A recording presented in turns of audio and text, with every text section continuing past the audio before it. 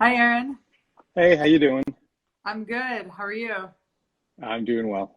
Thanks for joining us. I was just checking out your page and also We Are Addicted magazine, which looks really cool. Yeah, thanks. So we do this series to basically give new ideas and inspiration to photographers all around the world. Especially now, obviously, it's a harder time, but hearing from other people and what they're doing really helps helps others fuel their creativity or think of new businesses that they can launch. We'd love to start off by just a few minutes of who you are and where you're from, and then we can get into it. Great. Yep. As you said, I'm Aron Harris. I'm living in Toronto, Canada. Um, Photographically, I shoot a number of different things.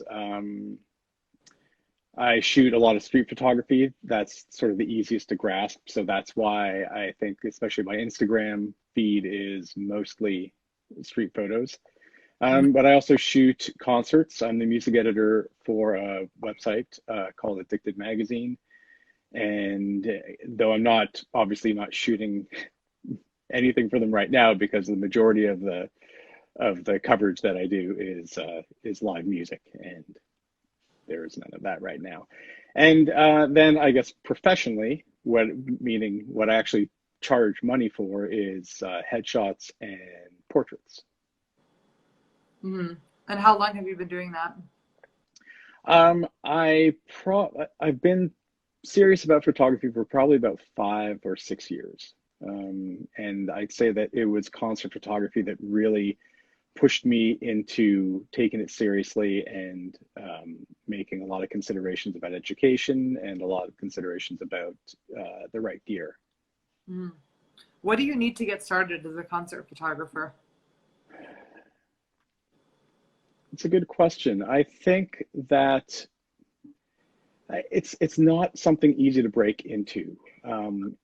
You can't just say I have an interest and therefore I want to go to an arena and stand right in front of the stage and shoot a band with Mm. 20,000 people in the audience behind me. I mean, the way that I started, which is the way that a lot of people started, is I started shooting a band that I was friends with them.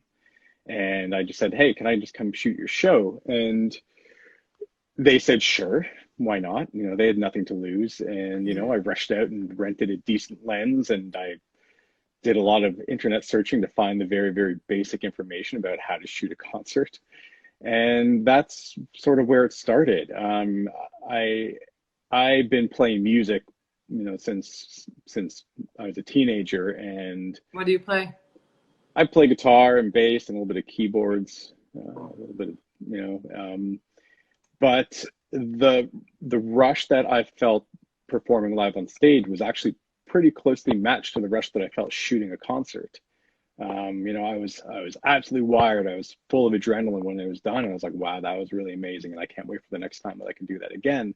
Mm. And then I think that again, I used those same friends again, said that, one member of the band was in another band. I said, hey, can I come shoot that show? And he said, yeah, sure, why not? So I did that. And even that was just a few photos that Mm. could culminate a tiny portfolio. And then I started just poking around Toronto, seeing what opportunities might exist. So I contacted an in-house photographer for a venue. He led me to someone who got me on the path of education towards concert photography, and Mm. then eventually just by finding a Facebook community of local concert photographers, I eventually connected with the editor and start sort of mentoring and editing, other contributors in terms of writing and photography, and then, posting all of the live music coverage and also the reviews that we did. What is it like? What does it take to get like the best shot during a concert? Uh, well, I think that, I mean, for me, I've shot now, I can't even tell you how many concerts, from club gigs to big arena shows, Mhm. and still the only way that I can go in to a setting and feel somewhat comfortable, because it's a very, very unique, Mhm. unusual situation. And if you don't go in there knowing at least something about the band or something about the venue, then it's harder. It makes it more challenging to get a good photo. So what I do is, especially if it's a big band, that they're not going to deviate from the set list much, I'll go and I'll find fan shot videos on YouTube so that I can at least get a sense of, okay, well, these are usually the first three songs, because Oh, that's good too. concert photographers only generally get three songs. So I'll do some research. I'll see where the lead singer stands on stage, generally in the front, yes, but you'll never really get a great shot straight on. So which, do they turn to the mic this way or this way? And I'll think about that. Are they a left-handed or a right-handed guitar? Mhm. So research is the first thing that I do. Um, and then it can be very challenging to get a good photo if you're in a packed photo pit, even if the show does have a photo pit. So I think about trying to get in an interesting angle, even if I'm standing in a crowd and I have maybe 3 feet of space that I can move around, because no one wants to see 200 photos of the exact same angle again and again and again. So how do And you move around? well, I work with angles. I'll shoot lower. I'll raise my camera without being too obtrusive to the audience. I'm not a big fan of Dutch angles or anything like that. So I'll just look for different perspectives to sort of shoot the same thing. Um, I'll make sure that I have uh, not only a 70 to 200 lens. I'll make sure that I can get some wide shots as well, so that they're even. I sort of go into a situation assuming that the lighting is not going to help me. The amount of room and where I can move around is not going to help me. So I sort of Mhm. go in there expecting that no one is going to help me get good photos. And then there's a Yeah. little bit of luck. I mean, to be honest, a really great concert photo, I think, is really helped a lot by the quality of the lighting design or the production package. Mhm. I've shot shows where there was very dim red lights, and any concert photographer will tell you, red light equals death. You red lights or harsh blue LEDs, they wash out all the dynamic range. I heard also if you're like black artists hate red lights on them too. Oh, Is really? that I, true? I wasn't aware of that. But I yeah, but I mean that makes sense, because red lights just wash out any skin tone, no matter what it is. okay. Um, so like I've gone into a show, and I see someone I know in another photographer, and the red lights come on, and we're like, okay, I guess we're converting these to black and white then. So you know I have to give a lot of credit to lighting directors as well, because they really help make a photo. At least, we don't carry backdrops around, so we have to rely on the backdrops that the artists bring. Yeah. And let me think, if there's another thing that makes a great concert photo, it's the artist. It's emotion or expression or something genuine. I mean, I can't fall in love with a photo that I take or anyone else takes where there's just a blank stare on the face. If there's interaction between band members, that means a lot. If there's an emotional expression, that means a lot. Mm.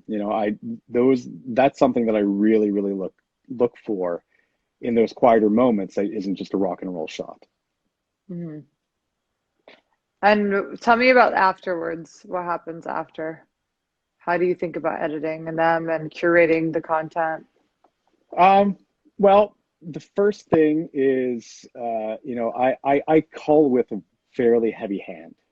I won't keep two of the same images if there's a slight variation. So I try to call my images down to make editing as simple as possible.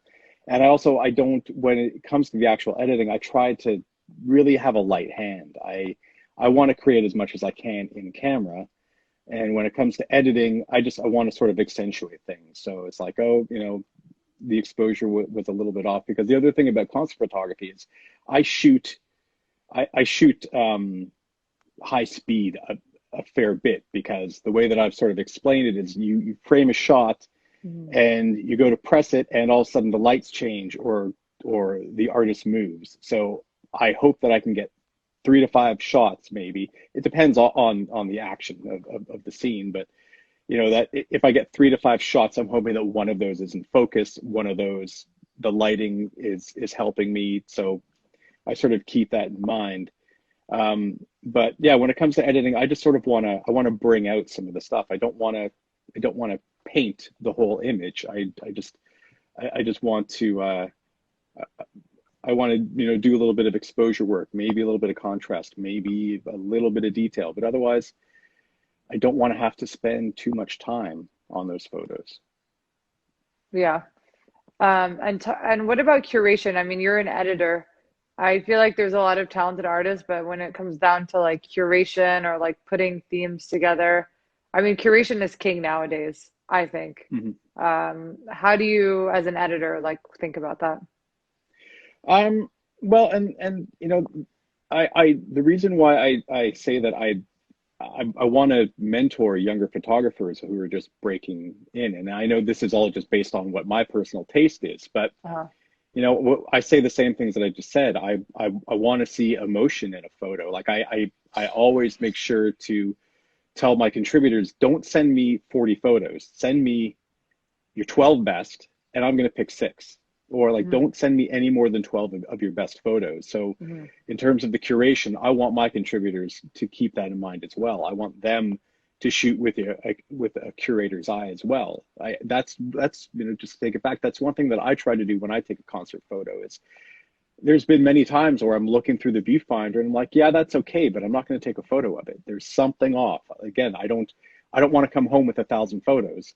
I want Yeah. to come home with 300 of which I love it when I come home and I'm like, wow, I have 60 amazing photos here and I only need a dozen. Um, Mm, so yeah, it's I want photographers to look through the viewfinder with the curator's eye first and foremost. mm. And how do you develop that eye? Experience, and I study a lot of, not as much these days, but I look at a lot of other concert photography, and it, it's there's a lot of nuance in it, I think, because like I said, it's concert photography boiled down at its simplest is a person standing on stage with some sort of background, and how do you elevate that? That's what I'm looking for when I'm looking at, not only more modern concert photographers like Adam Elmakias and Todd Young, but also like the ones who started, like Jim Marshall and I'm not sure who else, Baron Woolman and great photographers like that. I think that looking at a photo and breaking it down for yourself, and this is any genre, and Mm, looking at a photo and breaking it down and saying why does this photo appeal to me? What are the elements of the photo that I can pull out that I want to recreate when I'm taking my own photos? I think that understanding what you love in a photo helps inform you in terms of the direction for mm. taking those photos. But one thing that I'm finding is if I aim to go out and shoot something every single day, and I'm not Wow. doing that, unfortunately. But I think that with anything else, I mean, you put your 10,000 hours in, and if that's just going in your backyard and or on your balcony and shooting macro photos of a plant, like that's something Yeah. that's going to help inform you. When I first started in concert photography, and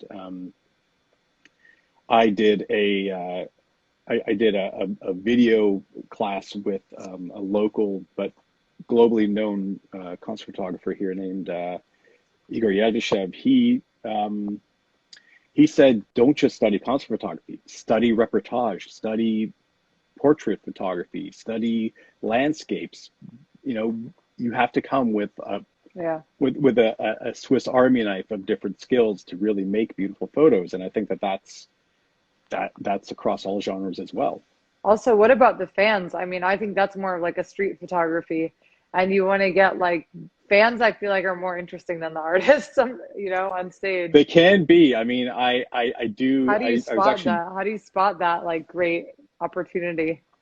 Well, it's it's tough because first of all, fans are rarely lit. So I was actually going through some older photos Mm-hmm. recently, and I came across like two from two shows where I was like, oh, good, okay, so I did turn and grab some shots of the audience.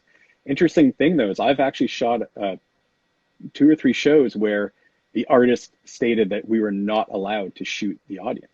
Yeah, Yeah, so that's I try to make my pictures a little bit more environmental, and again, like I said, you don't always know what the situation you're walking into is. Sometimes you walk in and you're like, oh great, there's a photo pit set up and there's lots of room and I'll be yeah. able to move around. Other times, I have to show up an hour and a half before the opening band comes on because I have to get the best spot because I can't just shoot everything from. I don't want to shoot Mhm. everything from the soundboard. And that being said, I've when I shoot a big show, my expectation is that I'm going to have to shoot from the soundboard. And in those shows, I take like 30 or 40 shots because there is not much else going on. Very, very Mhm. flat when I'm shooting at 500 millimeters. Mhm. I know that I'm not going to be able to express myself in that photography. I'm just looking for a cool looking shot.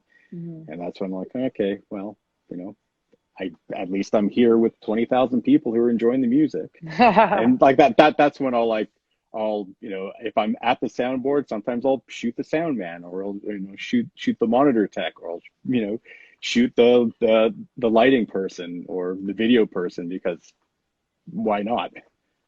Yeah, Sabrina here is saying sometimes you just have to pack the bag for anything. And I do that, but that's also a fine line. I mean, I know based on what I'm shooting, I know what kit I'm taking with me. And these days, I use a backpack no matter what. I used to carry a shoulder bag, and now I don't have a very good shoulder. So comfort to me is the main thing. You're going to be on your feet maybe for hours and hours. So Yeah. that's something that I keep in mind as well when I'm packing my kit. But yeah, like I always pack a 50 mil lens. I have a 50 mil 1.4. I always carry it with me because like that show I said where I was like, oh, this band is lit by very dim red light. And in that situation, that's exactly what I did. I picked up I picked up my 50 mil and I was like, this is the only thing that's going to work here because everything Mm. was so dark. And how do people get permissions? To shoot concerts, Yeah. well, everything usually to cover it all goes through usually the promoter. Um, the promoter of the show, so Live Nation promotes pretty much all the huge shows here in Toronto, and they have an online process where you apply for the show. How you get approved, I don't really know. Um, I've been approved for shows before where I was very surprised. I was like, wow, that's great. But ultimately, that permission comes from the artist. I think in some cases, the artist or the artist management will say to the promoter, "You pick. We don't know. You pick the local photographers who were good." I think that some I have gone directly through the artist or the artist Mm. management. Usually, what I'll do is I'll actually apply both ways, and hope that no one gets upset that I'm doing that. But depending on who the media contact from the promoter is, Mm. I there's no, it is a little bit of a lottery. So I'll, I'll identify where I think I'm going to have my best chance of getting approvals. And also sometimes I've Does it had the last? artist, Like if you get one approval from Live Nation, can you use it for the other artists? no, no, no.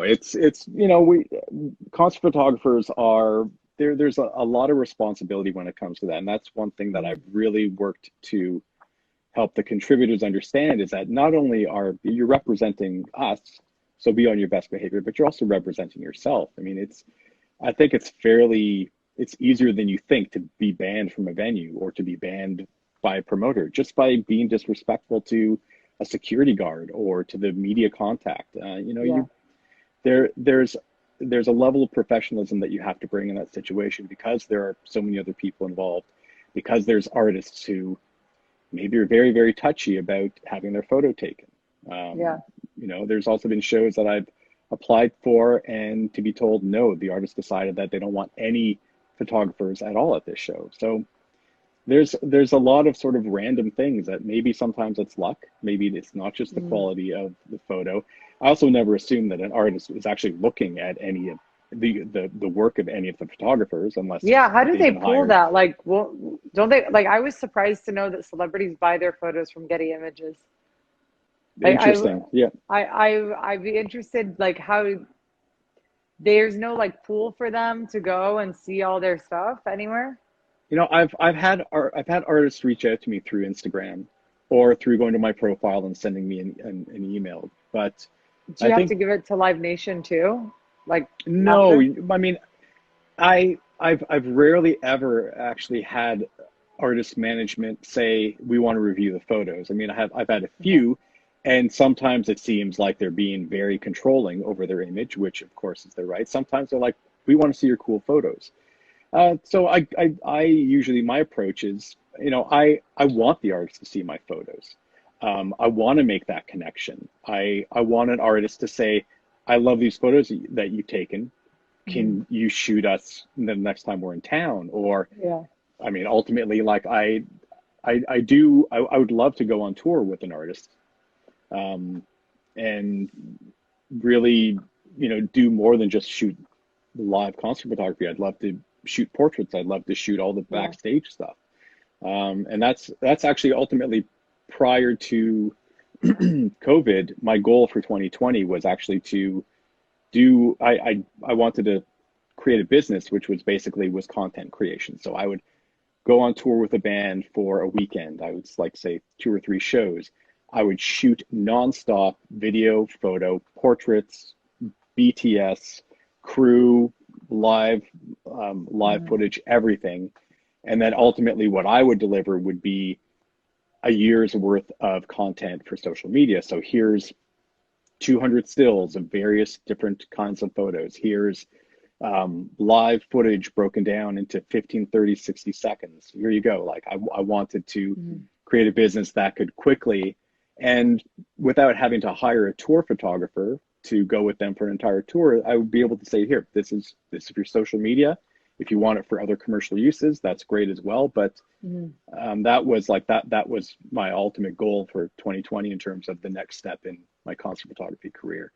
Because committing to a tour, a 3 or 4 week tour, on a It's bus a or in a lot. van, I Yeah. don't know how interested I am in doing that sort of thing. And I also think that I could produce enough enough material in just a Mhm. few days. That's great. Well, if you ever get to shoot Drake in Toronto, please invite me. He is a hard one. I mean, that's the thing. A lot of the big artists, they have their own photographers. They have their favorites. For Mhm. instance, like when Childish Gambino was here, one of my contributors wanted to cover the show, and we got approved, but they said that you're only getting approved to review the show. You know, he has his own photographer, and you will be supplied with local photos, and that's something that happens. To That's sort of review the what do you mean review the show? so uh, my contributors at Addicted, they all write and shoot. So even if it's just like a one paragraph review of the show, I want Oh, I want words to accompany the photos. okay. So when we apply for shows, we apply for reviewer access as well, which basically just allows you to stay after the 3 songs if you're approved to do that. So in a Mhm. situation like that, sometimes you'll get approved, just as a photographer. Sometimes you'll get approved just as a reviewer, and Mhm. again, there's no way to know what you're going to get.